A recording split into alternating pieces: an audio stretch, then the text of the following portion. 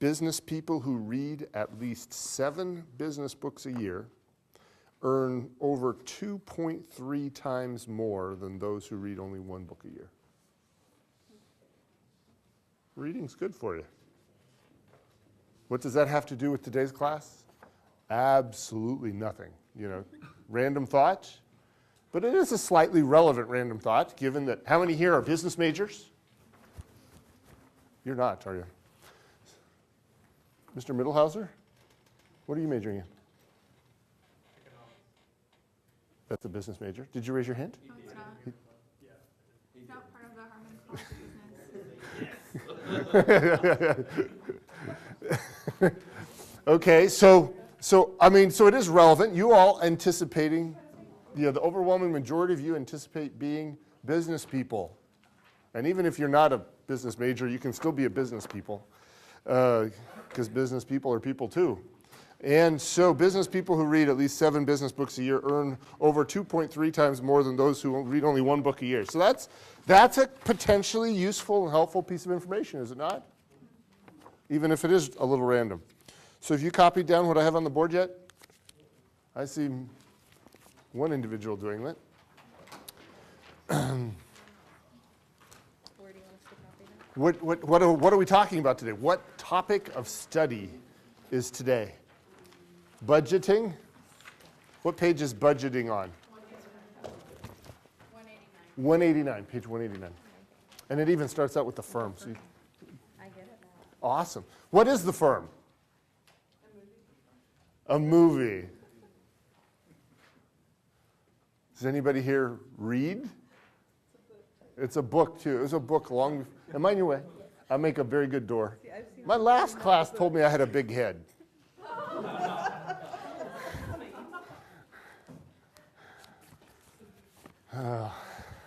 Something, kind of the same sort of a concept. I was in the way.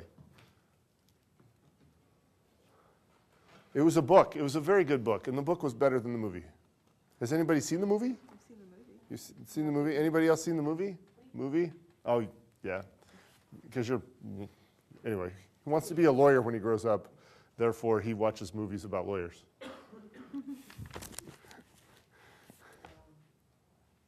The house that the couple lived in the movie is not too far from the University of Memphis campus. I've bicycled by it many, many times.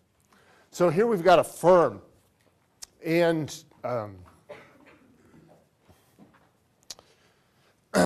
in this firm are people like you, very much like you, who are budgeting, and they are trying to predict the future, right? Because that's what a budget is. When you budget, you're budgeting for next year. What's going to happen next year? How good are we going to do next year? Okay? And then what happens in an organization is, in like a big Fortune 500-ish sort of an organization, they'll use different names, but down at the bottom you might have groups or accounts or whatever, and these are groups of people with a supervisor or manager, and those people are making a forecast, and then they roll it up to the division level, and a division, each of these divisions is composed of multiple groups and accounts. And then at the division level, there's somebody whose job it is to kind of assemble all of these forecasts into one forecast, maybe massage it just a little bit, and send it on up the food chain. Where I worked, have I spoke about where I worked in here before? I worked once, believe it or not. I wore a suit every day and a white shirt every day. On days I felt like being a little bit of a rebel, I would wear a light blue shirt. But otherwise, my first year as work, I wore a blue shirt twice for the first year and the first year and a half. I was a rebel on those days. But I worked at a company called EDS, Electronic Data Systems. Anybody ever heard of Ross Perot? Gesundheit, before he ran for president, he started a big company. He started a company that became big, Electronic Data Systems. He sold it to General Motors. I mean, this is quite the strategy. He sold it to General Motors for lots of money, and also was accepted a place on the board of directors for General Motors as a result, and then made himself so annoying as a member of the board of directors that GM paid him even more money to leave.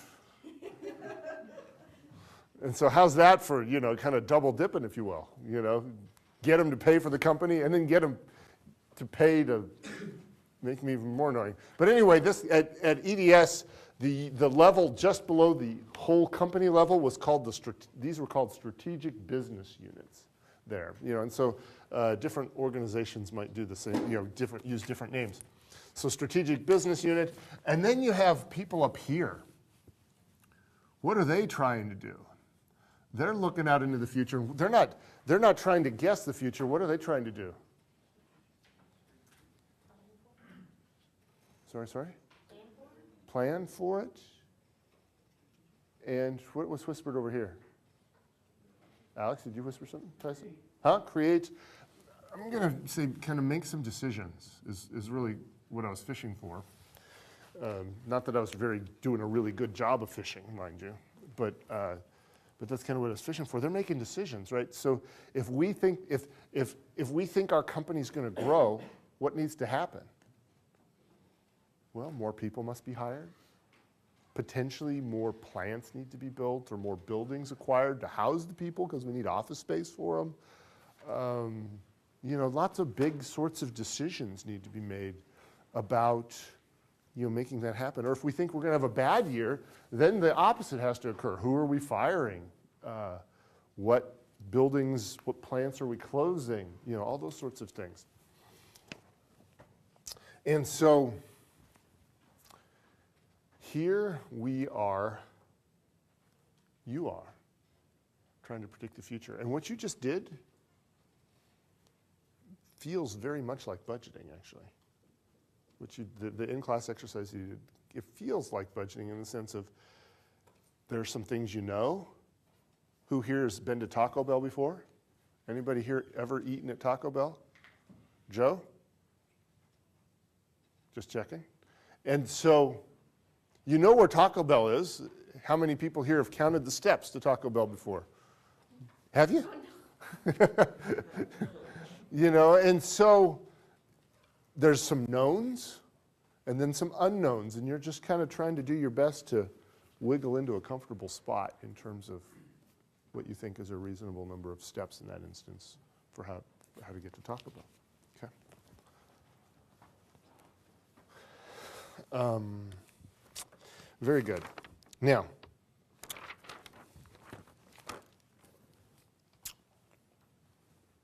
I guess I would ask you to stop the film at this point. Very good, thank you.